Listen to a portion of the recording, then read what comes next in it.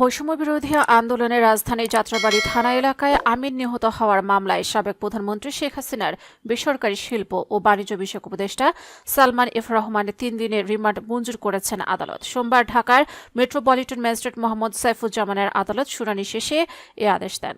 এর আগে তাকে আদালতে হাজির করে মামলা তদন্ত কর্মকর্তা যাত্রাবাড়ী থানার উপপরিদর্শক মুজাহিদুল ইসলাম তাকে 7 দিনের রিমান্ড চেয়ে আবেদন করেন।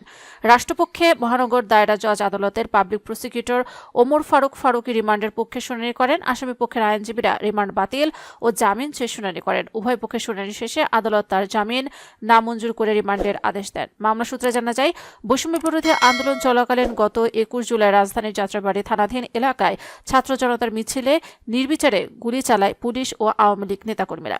এ সময় ঘটনাস্থলে মারা যান ভিকটিম মোহাম্মদ আমিন। এ ঘটনার ভিকটিমের বাবা বাদী হয়ে যাত্রাবাড়ী থানায় হত্যা মামলা দায়ের করেন।